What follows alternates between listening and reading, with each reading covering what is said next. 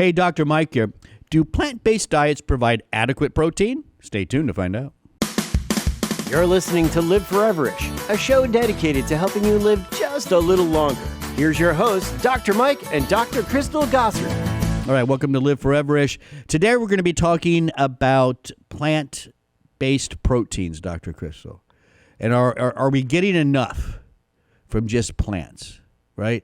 This is right up your alley. You love this stuff. You know I do. I have gone down so many rabbit holes preparing for this show.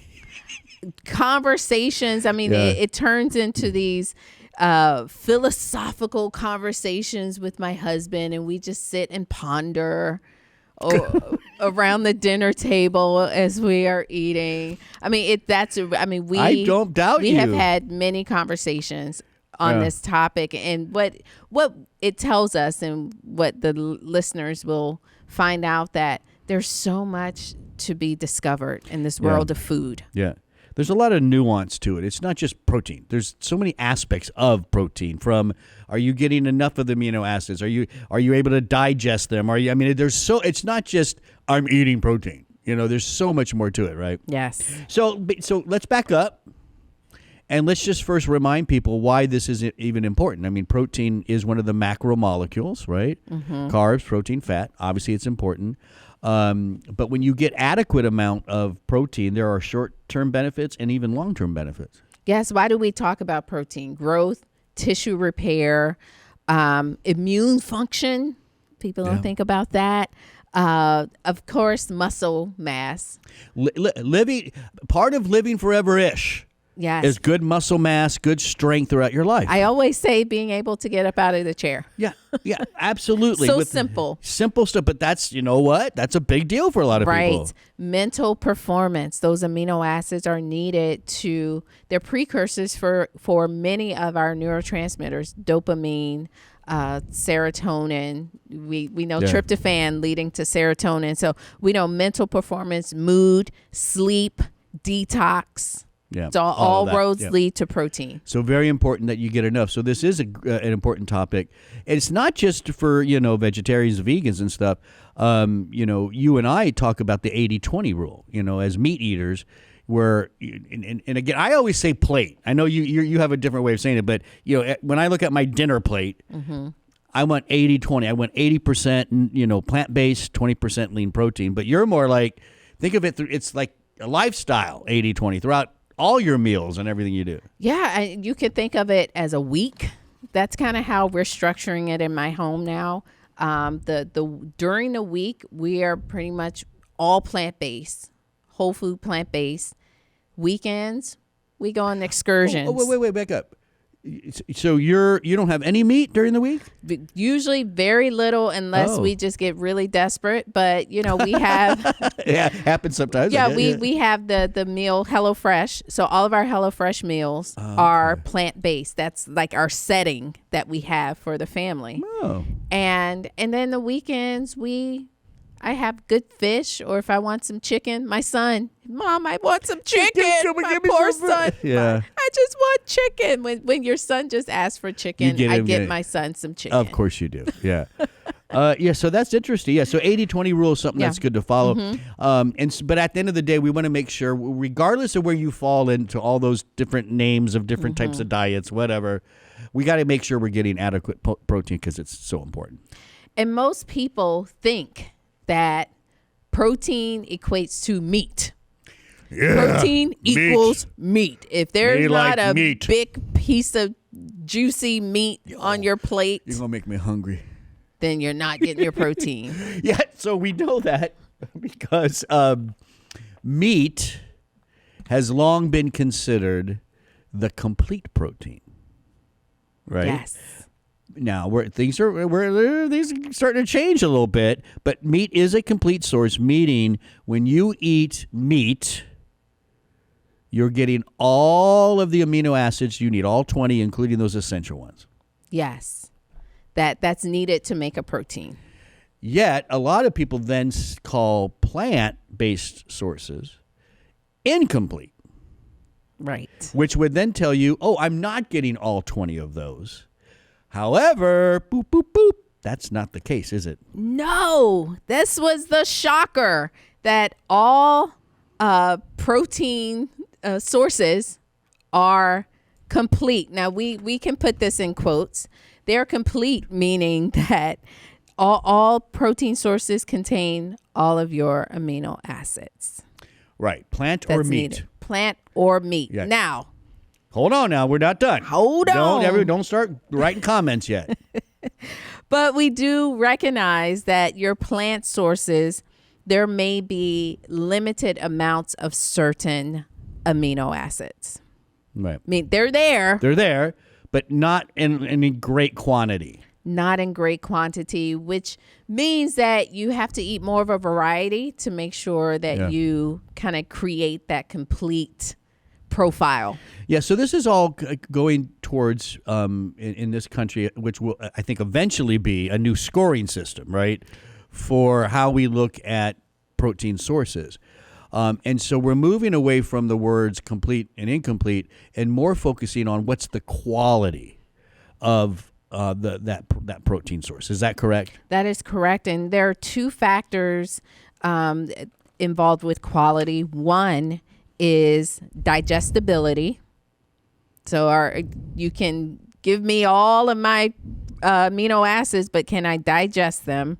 And then the amino acid content is specifically those indispensable ones or the ones that are present in the least amount in that food. So the new scoring system, just to make sure I get this right? So the new scoring system is taking digestibility into account, and it's looking at each 20 amino acids and seeing how much is really in that source. And from those two factors, you get a score. Right. So they're all complete, but they all may not be high quality. Right. So here's so based on that new scoring system, what is that called again? Well, it's the digestible, indispensable amino acid score, and we were calling it DIAZ. We're just making that up. Yes. DIAAS, DIAZ. You think that's going to stick? I think so. You heard it here first. The I has an A after it, so it should be long. So this new scoring system, when you take into those two factors in account, you're going to get scores that are greater than 100, which are excellent protein sources. That's the claim they could make on labels and stuff, right? Because this is what this is all about, is what you see on labels. Right. If you're between 75 and 99 on this scoring system, you're a good source. And if you're less than 75, you really can't make any claim. That's right. Yeah. Again, it's not that those amino acids are there, but because of digestibility issues and how much is really there, it's not scoring very high. Yes. And so we talked about the DIAZ score. There is another scoring system that I think pretty soon will be obsolete. And so I just want the listeners to know, we know about that scoring system, the protein digestibility corrected amino acid score. Oh, gosh. That's for our, But that's the current one being used. That's the current one being used, but we see it being phased out because it doesn't take into account the individual digestibility of specific amino acids, every amino acid. Right. So the new system is definitely a step up. Right. Right. Okay. Now, based on that, I'm going to quiz you. Okay. Ooh. That's fine. So pretend in front of you is a potato, a russet potato, the good old classic russet workhorse of the potato family, right? And next to that, you have, let's say, chickpeas. Okay. I love chickpeas, garbanzo. I do too, especially when they're roasted. So you got two. You got Those are my two. You got a potato, and you got chickpea. Which one? And again, don't think about just like what would you think, top of your head. Which one is giving you the best protein on all that kind of stuff? You would have asked me this 6 months from now. Chickpeas all day long. That's one of my go-tos. I'm like, get some plant-based protein. Where are my chickpeas? Well, let me tell you the scoring. Okay. So on this new system, the DIAS system, digestibility and individual amino acids, chickpeas come in at a 69, which can't really make a claim. Potato, 85. You can call a potato a good source of protein, and the chickpea, you can't. whoosh, boom, explosion. Which makes it just makes perfect sense. But the potato is almost a perfect food. Listen, other vegetables need to catch up. Come on. Catch up. Potato. Fries, tater tots. It goes on and on and on. Vodka. I mean, come on. Whoa. The chickpea doesn't do nothing. The chickpea makes some hummus, which is good. A slacker. So yes, the potato is it's something that now that I know, I don't feel quite as guilty adding in a good potato to my meal. I like the purple potatoes. I like the sweet potatoes. I love it all. Of course, moderation is still it. You're still getting the carbs with the protein. It's the starchy stuff too. Yeah, right. Yeah. So it's not going to be a low carb option.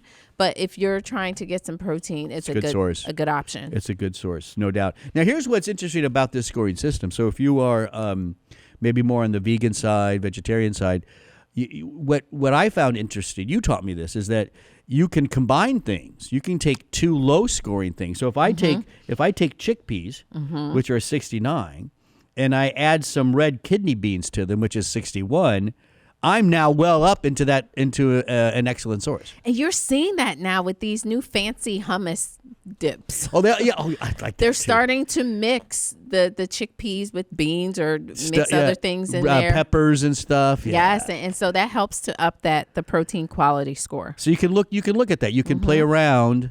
Yeah. And get your so maybe that one source chickpeas doesn't get you there, but when you look at your total plate, you're doing a pretty good job. You're doing pretty good. And, as long as you're eating a variety of foods throughout the day, it's oftentimes we've been taught that the combination has to happen in that meal.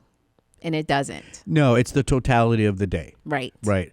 What I find interesting here, too, so again, a lot of people may be listening to this, and they're like, what are you talking, chickpea, blah, blah, blah, blah. Because here's the thing. You're used to thinking total protein content, not digestibility, not the amounts of the individual amino acids, right? That's the key, because you're right. Like most of your lentils, beans, chickpeas in one cup, they have a lot of protein. Right. But when you then apply digestibility, individual amino acids, that's where the score drops. So true. And so it makes things more complicated, I think, in your mind sometimes. Once you have this information, like it's that saying, once you know it, you can't unknow it. But it's good to know that if you are venturing down the vegan path, the vegetarian path, and you saying, okay, I need to find my high protein foods, you have to look beyond that now. Yeah. Do your combinations, make sure that the quality is adding up so you're getting all the protein you need. Now, there are other combinations, and I don't know if you wrote these in here and this is what you like, because you have pinto beans and corn tortillas. You got black beans and rice, lentils and whole grain naan bread. And then you got same thing with the hummus. So yeah, is that what you like? Did you write this? I stuff? like these. But this was also just an example, and in many dishes from different cultures, they have this figured out. A lot of the things that historically, that we put together, beans and rice, and people have been eating that for centuries and millennia in certain places. And we have to realize that meat has not always been lower. Available. It's been lower on the diet. Exactly. If you were out in the wild, you foraged more, you were eating more. We were of scavengers, the plants. Yes. mostly, and we were getting what was left. If you were lucky enough to kill a deer for food, I mean, that's like, let's have a feast. Yes, let's celebrate. But that wasn't every day. Most of the time they were the scavengers. That's where we come from. So they figured out how to combine the foods. Excellent show. Yes. I really like this. Really good information. So yeah, look forward to that new scoring system, Diaz. Heard it here first on Live Foreverish. And by the way, liveforeverish.com, tons of other episodes you can go listen to, download, like, share, comment, and of course, subscribe. Let's build our subscriber list. Yeah? Yes. Wherever you listen to podcasts, subscribe, and go ahead and give us a rating, a rank. What is it? Rating. A rating. Mm-hmm. 5-star. Across the board. Well, that's up to you. But what I you would can suggest. also ask questions. If there's Yeah. something that you heard and you have follow-up questions, ask us, and we will answer you back. Right. Now, you can also go to our sponsor, lifeextension.com.